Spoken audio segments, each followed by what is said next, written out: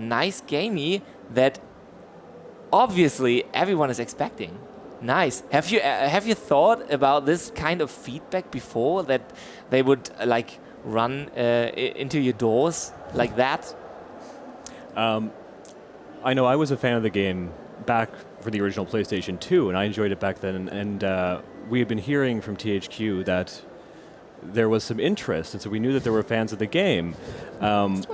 But to see the reaction really has been unexpected, just how strong the reaction has been. It's been extremely exciting. Which is cool, right? Oh, it's great. It's awesome. Like, basically, ever since we publicly announced that we as THQ Nordic, as the publisher, have the right to do another SpongeBob game, every message we ever send out anywhere on Facebook, Twitter, wherever, among the first answers was always, so what about SpongeBob?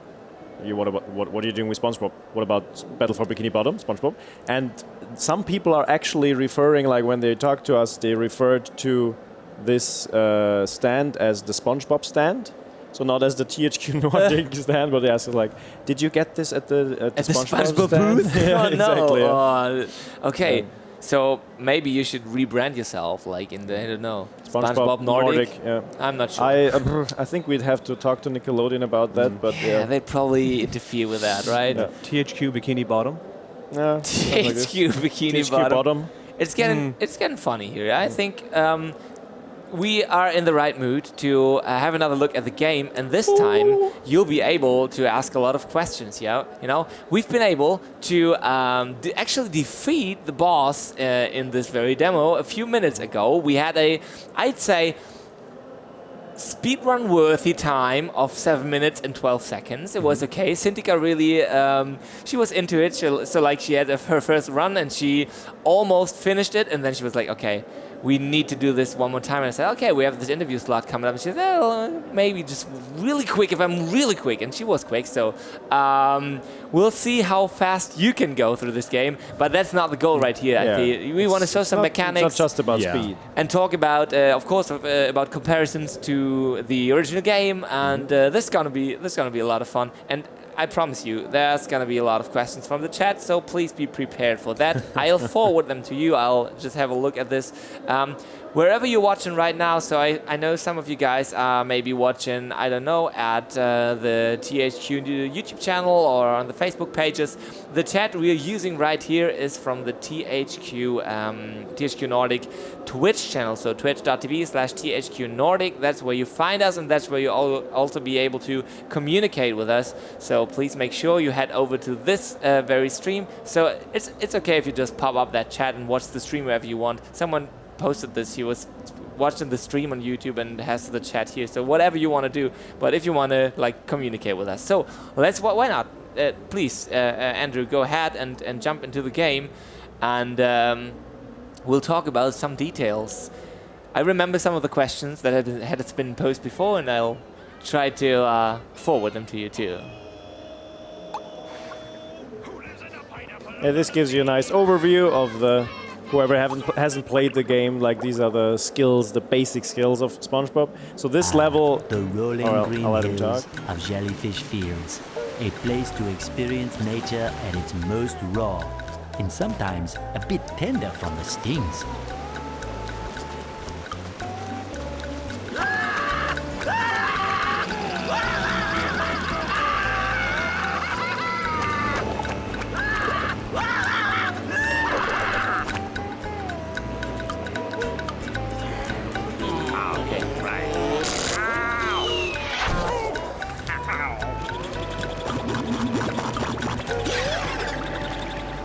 Squidward, are you okay? No, I'm not okay, you barnacle head. Do I look like I'm okay? Well, according to the Jellyfisher Field Manual, severe jellyfish stings can be treated effectively by applying a thick layer of king jellyfish jelly to the affected areas. King jellyfish? Well, I guess you're off to scale Sport Mountain and die a horrible death under the vicious tentacles of King Jellyfish. I'll stay here, balled up here in excruciating pain.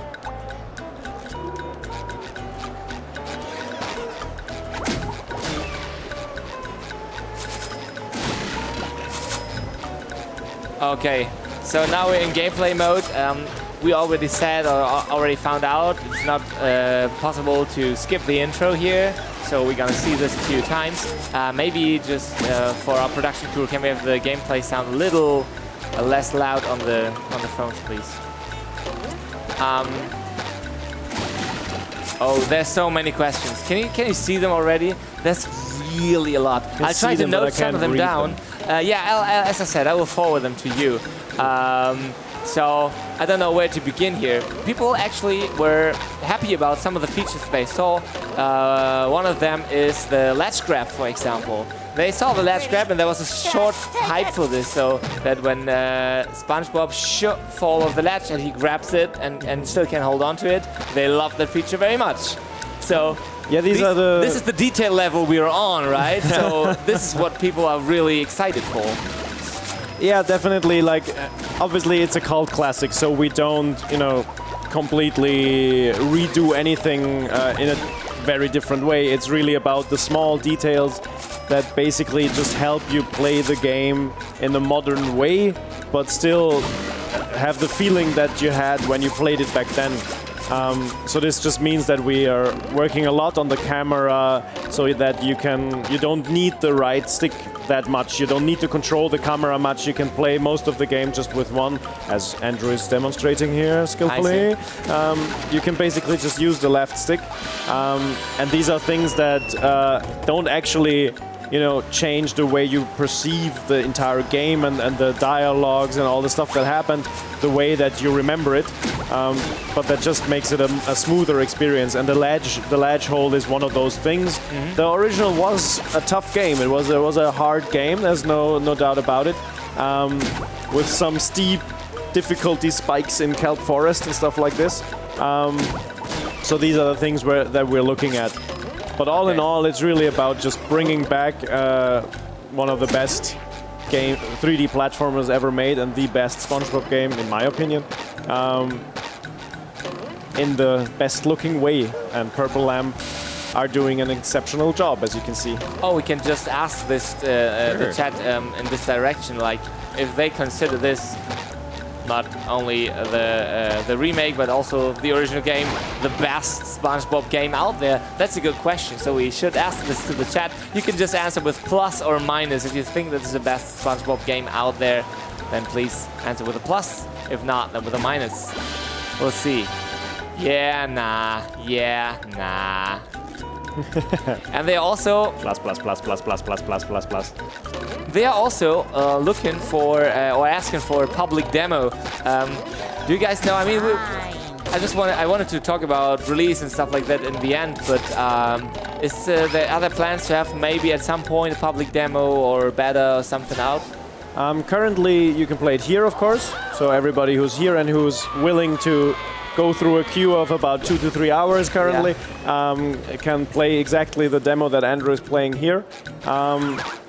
I don't know if I can't confirm yet any plans for a beta or anything like this. We might, as we have a new multiplayer in the game. So we're keeping the original story campaign as completely as it were.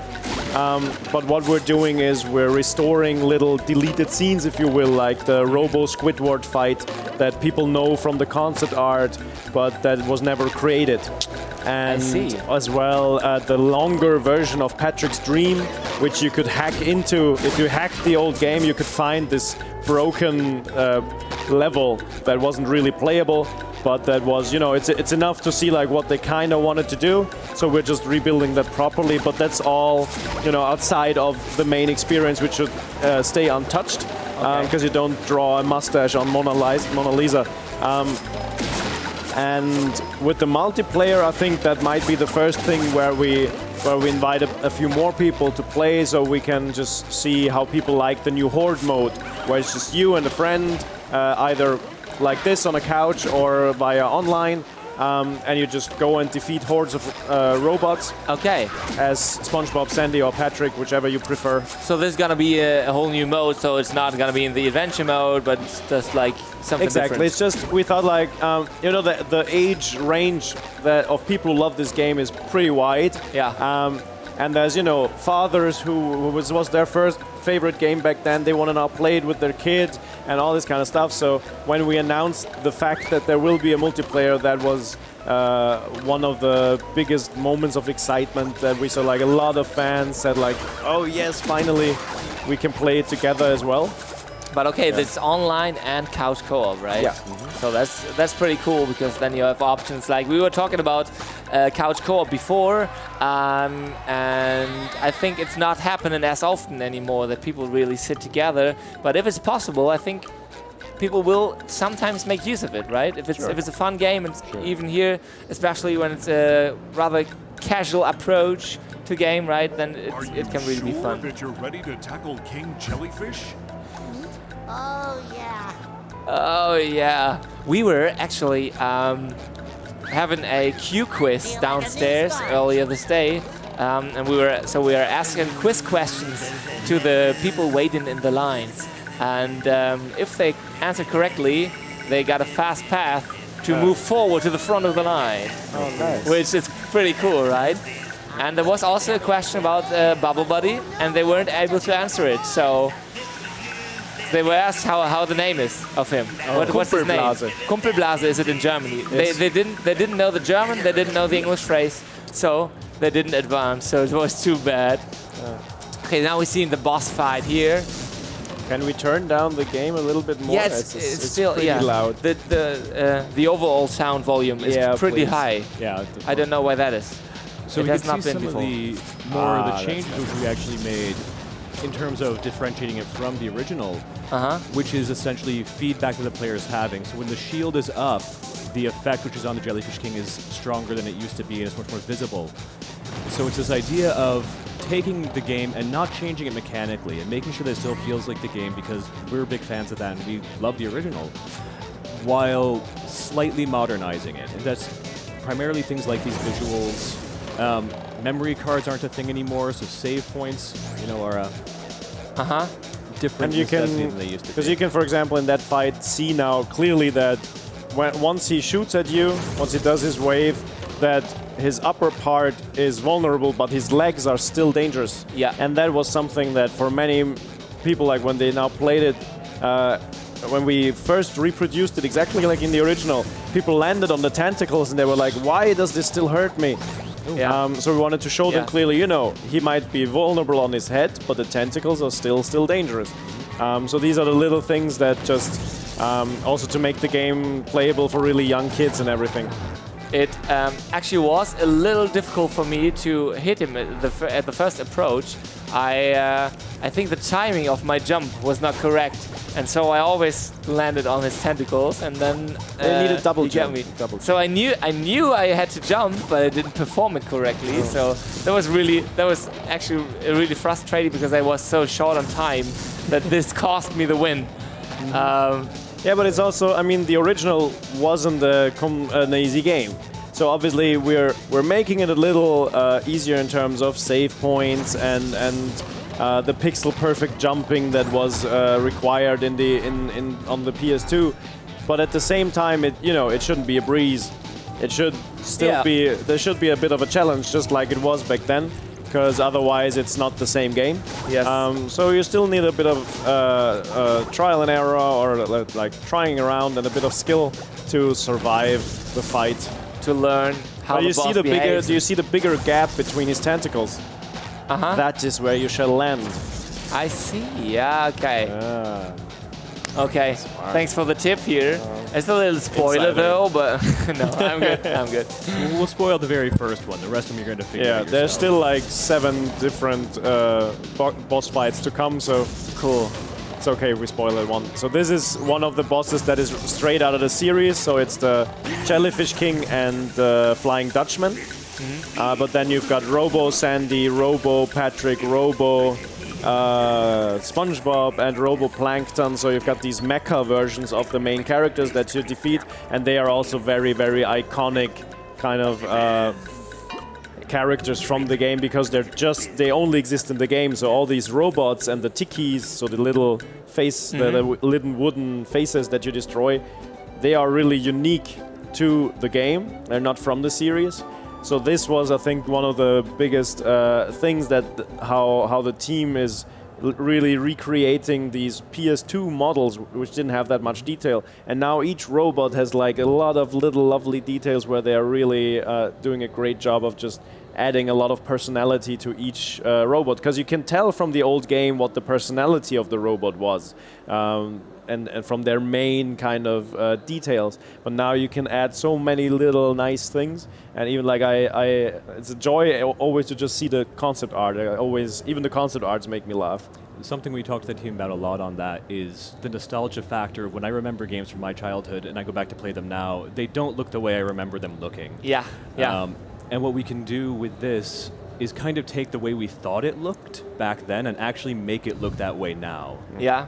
This is a pretty good description of the process you're going through, because this is the exact same thing as with Destroy All Humans, of course, because they had this similar approach to, okay, what can we do to make this experience come back again and not the exact game, because that's not what you want. You don't want this. I mean, there can be some flaws still in the final game. There's no problem, but they might be different from the flaws the first game had, right? Yeah, it's also the question of, just level of detail. A PS2 product, those were great games, and the graphics were a bit simpler. So I think you used your imagination a lot to add the details yourself, and now basically the tricky thing for both Destroy Humans and the team from Purple Lamp is to recreate the robot with kind of the details that you imagined back then when you played it first.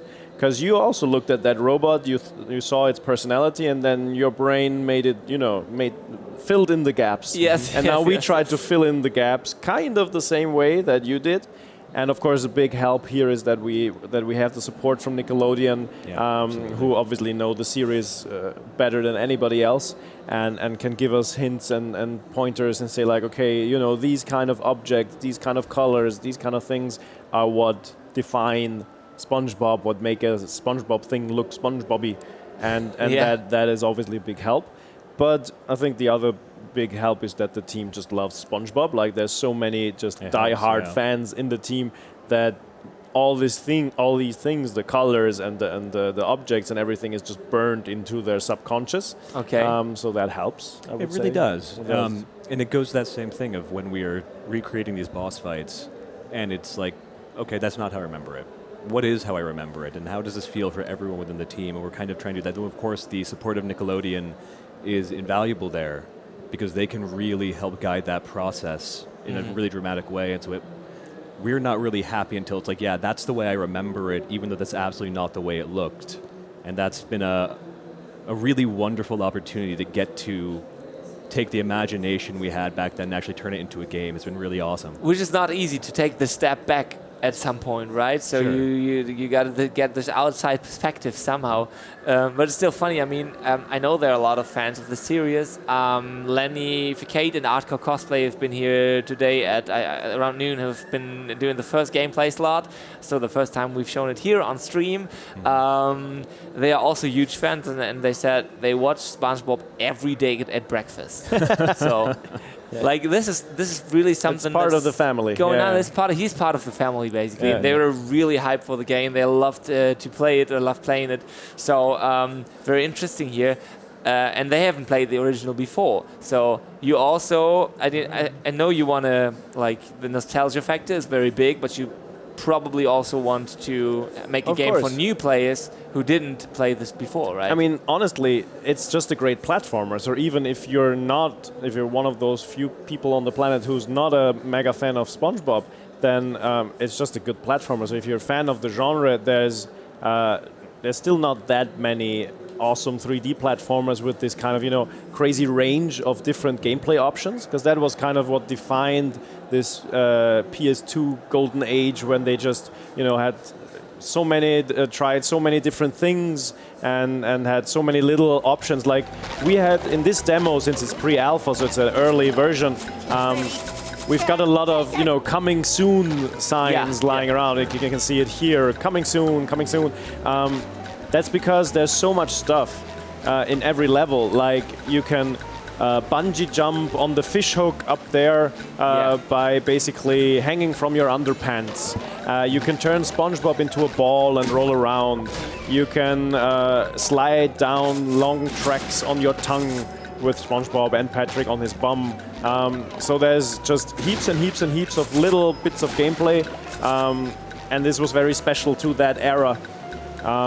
And that's just nice to recreate. So yeah, no matter whether you're the biggest SpongeBob fan or whether you just love these kind of, easy to pick up games and just have some fun with a lot of crazy things. Crazy ideas. I think after you've played the game, you will be a SpongeBob fan, I think is definitely safe to say. This would be an interesting start to the world of SpongeBob if someone has never ever seen the series and starts with that game. I have to make a confession here, which is I'm basically that fan. Like, I had played the game back in the PlayStation 2 days, and it was one of these fun platformers that I played, but I'd never watched the show back then. I just enjoyed the game on a mechanical level. That's fun. And it wasn't until we were in talks about this coming up that I actually started watching the series for the first time. And at first I started, okay, this is work. I have to sit down, and I have to understand what this is about. And certainly... That's such a hard job to It was have terrible. there. It was really challenging. You had to... And you it's can a tough relate, industry. right? Yeah. That's hard to watch SpongeBob for... Sometimes we watch TV for 10 days straight. Yeah, That's it's so tough. bad. It's brutal. And at the end of it, I was definitely a convert. And I became a huge fan over the course of it because I had just missed it. Like, it was not in my, in the time for me. So I loved the game, and the show just had passed me by somehow. And now, now I'm a bit of a fan, I think it's safe to say. That's really nice. And for me, it's basically the other way around. I back then didn't have a PS2. So I played it at a friend's house a little bit, but I actually didn't know how much stuff there is because, the stuff we're showing here is basic 2/4 of one level, and there's 12 or something.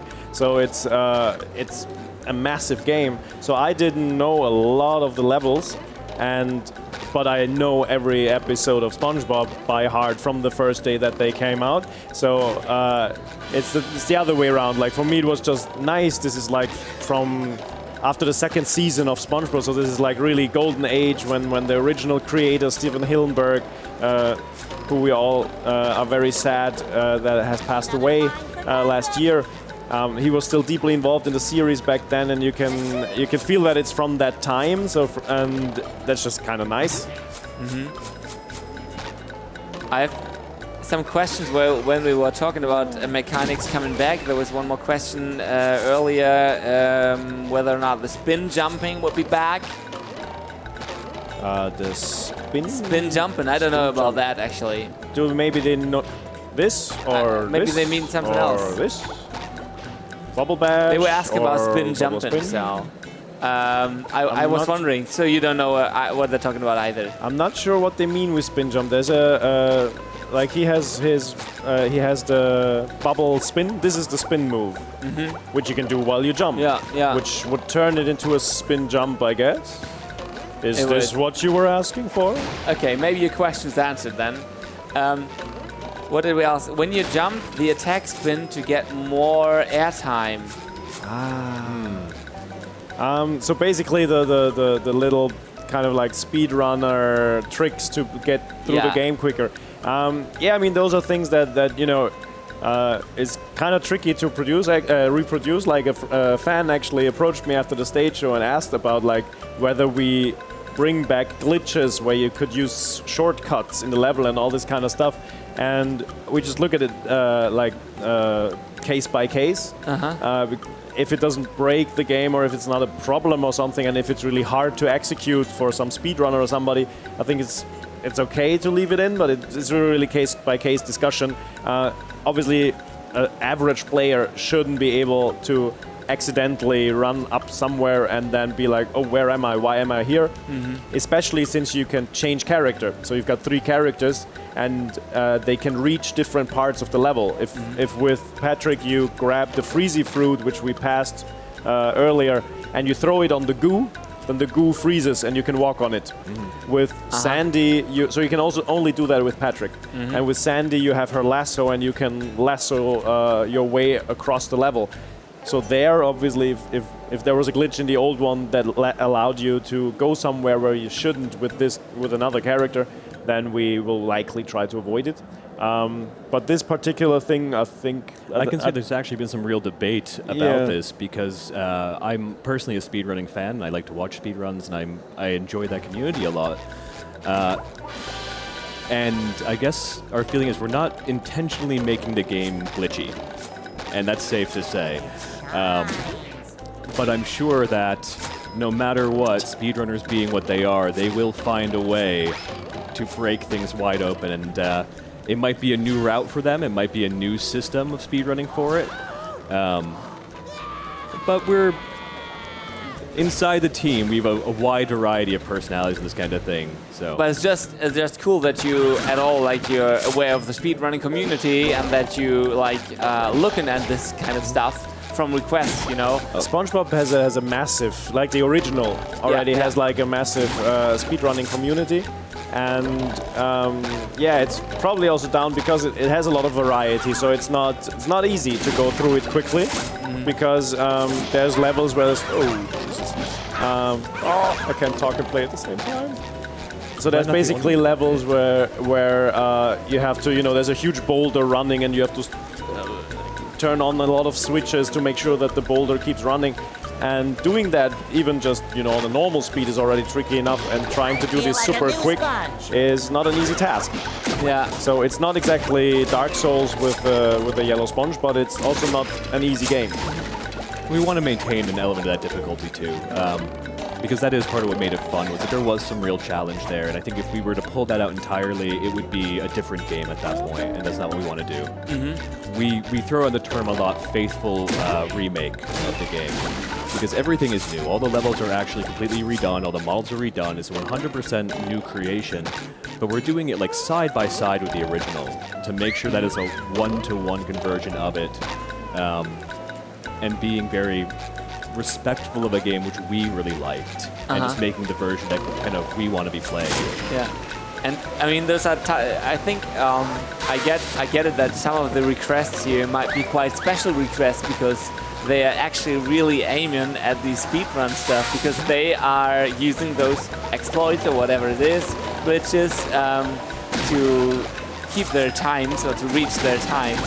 So that's why they're asking whether that's still in or not. But I think it's isn't it always also a challenge to like find maybe doing the routing for a speedrun is a huge part of that community. And so what I can say is there definitely will be speedrunning possible in this. What it would be, if we found those bugs or those glitches, we would take them out, but I know how these guys work. Yeah. And I'm sure they will find ways of having a speedrun of this game. I'm really, really looking forward to it. But no, I can't anymore, but I used to basically shut down during the GDQ events each year for AGDQ and SGDQ. For the week of that, really pay attention to that more. Now, these days I have to kind of pick and choose what I watch in the next week, so I don't have the time I used to, but no, I really enjoy that community, and I'm looking forward to see what they do when they get their hands on this one. Yeah, that's definitely going to be some fun. Oh, it's going to be so embarrassing, because I'm sure they're going to find these like huge exploits and skips, and it's going to be like, right, we probably should have fixed that. Yeah, but hey, what I mean, if it's out there, then it's out there, and I think that's pretty fine. Speaking of it being out there, so people are asking for a collector's edition or something like that. I've seen that question repeatedly in the chat. What are your plans on that? We cannot confirm really anything concrete right now. If you look at how our company deals, you see that we have a long history on very special collector's editions with very weird names. So this is still something that we're looking at, but I mean, SpongeBob as a franchise and as in terms of just the characters and everything, it lends itself to having more than just, you know, being able to download it digitally. And our company, THQ Nordic, as a publisher, is very devoted to really creating unique kind of editions of games, because we know there is the demand there to have something that is really just about like the biggest, best version of your favorite game.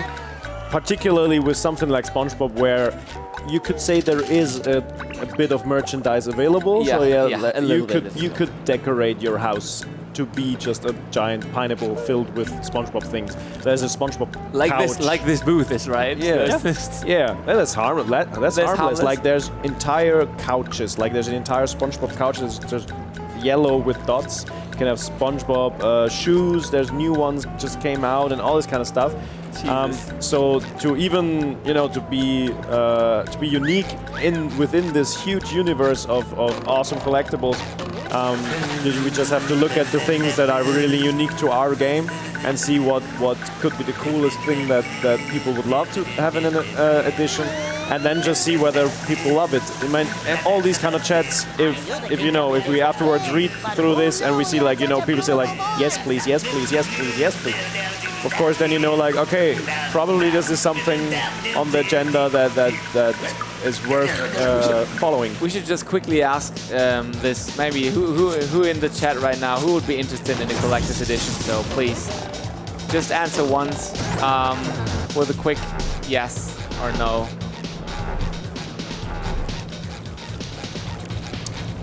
Let's see who's interested. Everyone. I would say that's pretty clear. So there's a few at least. Yeah. Just one or two are there. Looks slightly positive. Slightly positive. No. Yes.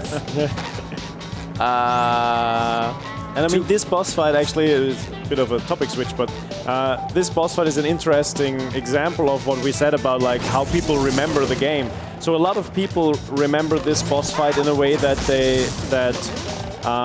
the Jellyfish King will only slam down to the ground if you go close. Mm-hmm. So this is what a lot of people thought back then, that you have to get close for him to do this, which is not really the case. I see. So this basically then brings about discussions internally of but if a lot of people remember it, that this is how it was, should it now be this way? So these are the kind of things where we'll also just, talk to fans and talk to people and say how do you remember that fight? What did you think do you need to do to actually survive this fight? And yeah, it's a nice example of that everybody perceives a game slightly differently. I need underpants. I need underpants. So need underpants. Give me underpants. Underpants. Underpants. Get to the underpants. Yes. So, okay, at least 2 lives better than 1. Yeah, at least you get one more try if you fail. Okay, other questions. Okay, what do we got here? Like a new sponge. I see. What about cheat codes? Any plans on those? You want to implement cheats, or is that something you'd say, oh no, we eradicate this? I think that's something that comes very late in the game. You always have cheats while you develop a game, because otherwise it's a bit hard to develop them. And then it's always a question how many of these cheats make sense in the game, how many people really want them. Because on the other hand, you know anyway that if you don't implement them, somebody's going to write a trainer and just make sure they're in there. Mm-hmm. I think if we do any, it should be something funny.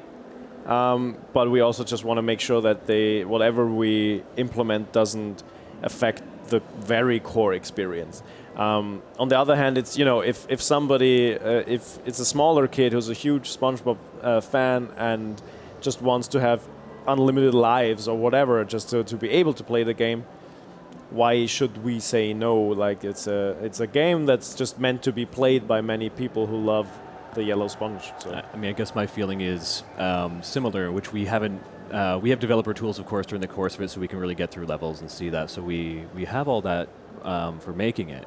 Whether or not it makes it the final game, I can just honestly, isn't a decision that we haven't made yet. I don't think it's a discussion we've actually even had yet, to be honest. In huge detail. Not without beer. But yeah, well, certainly lots then. But the PlayStation 2 era was an era where cheat codes were common in games, and if we were to make sure we do capture that feeling, it's certainly something that wouldn't be out of place, put it that way. Okay, so it would fit. You'd say it would. You'd say it fit. I'd say that given the game's history and the time it was out, that having those in there would be fitting, yes. Yeah. Okay. It just also needs to, it also needs to fit the series. Sure. So we wouldn't, I don't know, put in a mode that makes you destroy, puts blood in the game or whatever. So nothing that doesn't, fit the vibe, the just happy peppy vibe of SpongeBob. Fully destructible terrain, for example. Yeah. no need for that. Probably not. Probably not. As you've been talking about the series, there's the series and the movie. People are also asking about the a movie-related game. I don't know. Have you ever been thinking or talking about other SpongeBob games you would make afterwards? I mean, or is it at least possible? You mean? Oh, yeah. Sorry, what I can think from the studio perspective is that we are really focusing all of our attention on this one right now and making sure. I mean, we're not a gigantic studio, and we have a big team on this working on it, and all of our attention is going on that. In the future, certainly I wouldn't be opposed to doing more of them. I can say that safely, but we'll just have to. I can neither confirm nor deny. It just depends on the fans. It always depends on the fans, and this is the first step. It's the first time people, like actual human beings, can step into a booth, grab the controller, and jump around and give us the first impression. So far, I mean, if I look out there, it's very positive, but it's always first things first. First things we make this it's a gigantic task to make this the game that it deserves to be. And then, obviously, we hope that we can do more. I think the movie game is probably referencing the one about the first SpongeBob movie. Mm-hmm. It might be that one. Yeah, I think that's the one they mean. Yeah. The one right after this one, right? Yeah.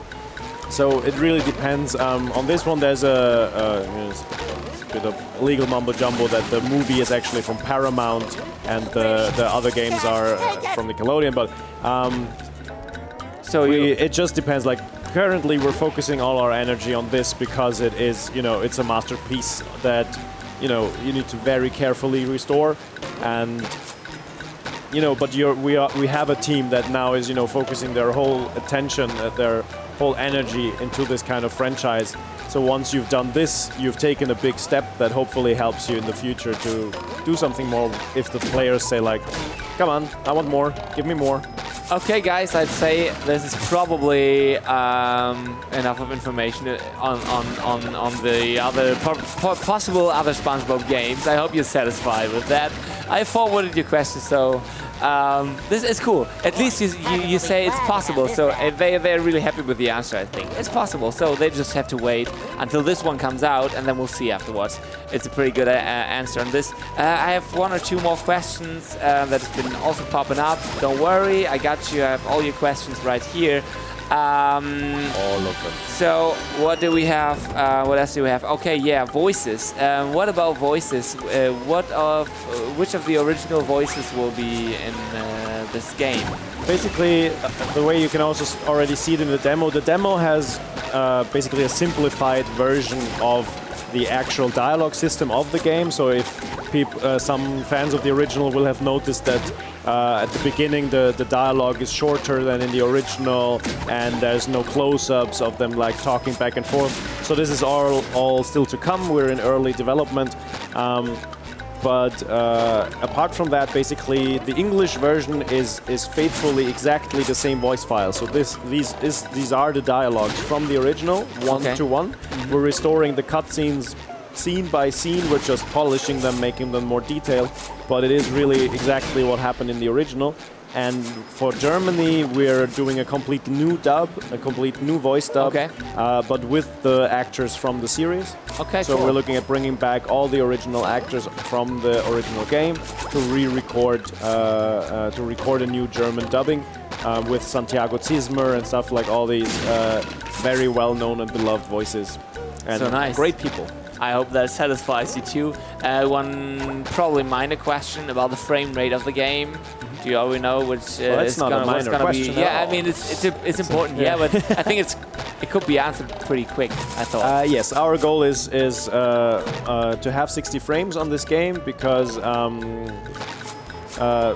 for a 3D platformer, that just makes a big difference. You want really a smooth experience. Obviously, there's always a big question about how much shiny VFX things you want to have around, and that then drops your performance. But in our case, it's a game that lives off of this SpongeBob style that is like a very clean and nice and simple style. We don't have to overcrowd it with effects. The team did a lot with the shinies and you know, put in more collectibles and stuff like this. And obviously this is all much more elaborate than in the original, but at the same time, what really for them is the most important thing is to be somewhere at 50-60 frames at all times, because it just makes the experience much smoother, and I think a lot of speedrunners might be very happy as well if the frame rate is stable. So yeah, that is definitely a big thing. Across all the platforms, PS4, Xbox One, PC, Switch, everywhere. So this is definitely gonna be everywhere, right? Okay. All the platforms. All the platforms. Like all the platforms. All the platforms. 60 frames, yeah. Okay, cool. This is gonna be nice. The colors we're seeing right here, is this always already close to final, or are you also planning on changing little minor stuff on this? The colors? The colors. This is pre-alpha. Yeah, okay, so this is also gonna be like... This is pre-alpha. Yeah, sure. It's going to go through a lot of revisions through the course of the process. Like even the little bumping of the robot at the end of the cutscene, this is just something that popped up really late before the show. I mean, the level is, there's already been a lot of effort put into this level, obviously, because we want to show it to the public. And you can see it, that's what So, saying it's pre-alpha also means like we are in general at pre-alpha.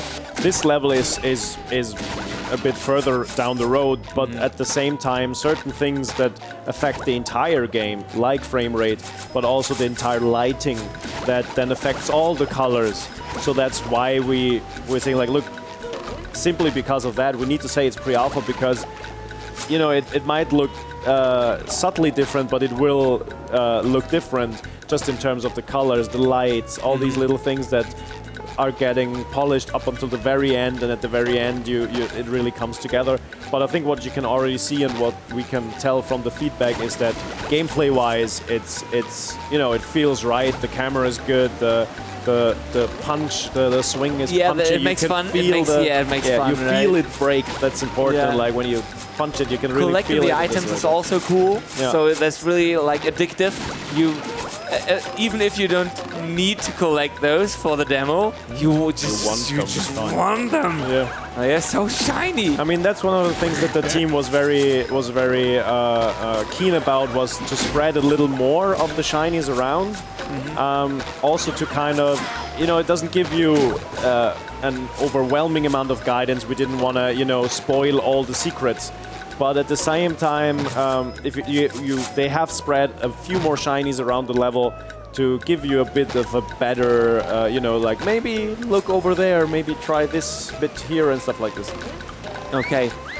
So we're almost heading towards the end of the session here. So let's just really quickly talk about the plans for the release of this. We already heard it's going to be on all the platforms. So what are you aiming for the release of this game? So you obviously haven't put out a release date yet, but like a rough region. We're basically currently our release window is just 2020. We're gonna soon, probably in the next few months, we can then give out more details about narrow this down. Video games are a complex product, but we know it's coming out next year, and we'll of course try to deliver it to people as soon as possible so they don't have to chew through their fingers waiting. And apart from that, yeah, as you said, it's coming out on PC for the first time, because the original, if I remember correctly, the PC version of the original was like a completely different game, if I'm not wrong. Yeah, you're right. Yeah. And then the Xbox One, PS4, and of course on the Switch. Yeah, and I think apart from that, the one thing we're looking forward most is to see like just how people embrace the new multiplayer. We're currently now in early, there's the first few tests where people sit around and we try it and are having fun with it, and so we're really excited to see like, okay, is what we come up with, what we find fun when we sit together, does it also resonate with the fans? And I think it will. There, on that point, just about the releases, there, I think there was also a lot of positive feedback throughout the sessions we had today and yesterday, that in general, while you're pretty vague about the release dates, that also means that you leave in studios enough time to like finish their games and make them as best as they can be. You know, and I think probably most of the gamers out there really appreciate that. Like, put another half a year into this if it's possible and if you can and if it makes sense, as long as we get a game that we like playing afterwards for a long time. I think that's common sense around the community, and so you're on the right track there. It's always the question of, you know, timing, budget, all this kind of stuff, but also of making sure that you know, we don't want the development studio to have to work through Christmas or something like this. They should have a life and be happy with their families so that they can enjoy a family game. This would be very weird to kind of, especially weird to force a studio to kind of, you can't go home to your families because you need to bring joy to other families. That would be a strange So they approach. can give them to their kids on Christmas, right? Other While people you're have working. families that they want to have fun with, so don't go to yours. Yeah. So, yeah, a game just needs time, and we need to have time to be in touch with the fans, like today, to just hear their thoughts, because, you know, we're one part of this, but the whole process is a joint effort to bring justice to a legend. Someone just wrote that it could be 2021, just if you make it good.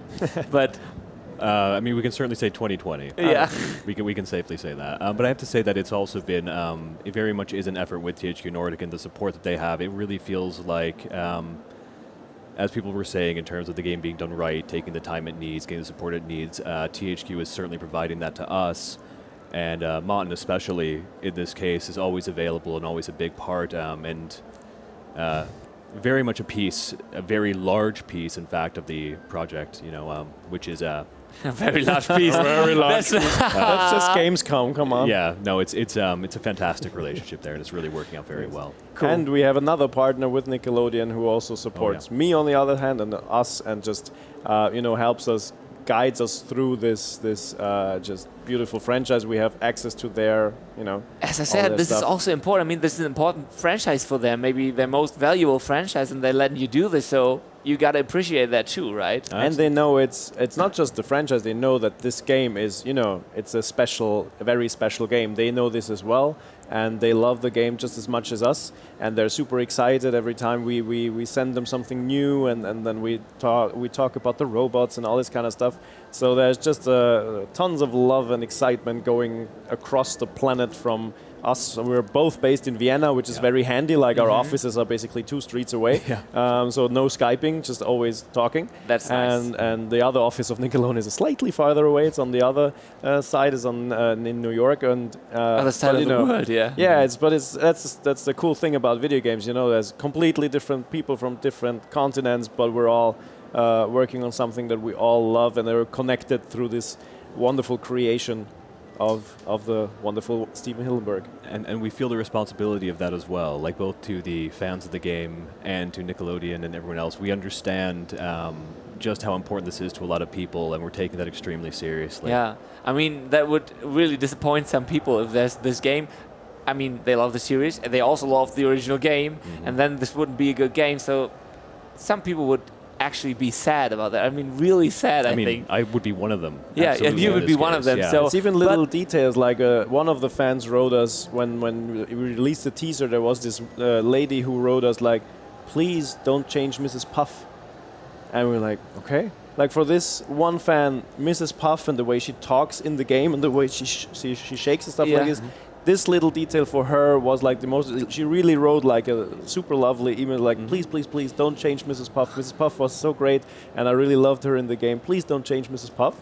And so it's this level of just, you know, everybody. For me, it's the Flying Dutchman. I'm just the biggest fan of the Flying Dutchman, so I'm still waiting for the graveyard, for the level with the Flying Dutchman. So everybody has their favorite little thing, and that just boosts you towards, you know, attention to detail, because you never know whose favorite bit was just Larry the lobster, or this little dialogue, or the bungee jumping with the fish hook, or surfing on your tongue. There's just, you know, the list goes almost on. endless, right? And we have to do it all right. We have to get it all done properly, because it's it's someone's favorite part. All of those. It's a lot of work to do, but hey, let's again be realistic here. This level already looks fantastic. I mean, people loved it. I think people loved it playing it. We are all day we've seen people leaving this booth, and they're all happy. They're all smiling. They had fun playing it, and I think we saw this demo today like 6, 7, 8 times, and people are really eager to see more.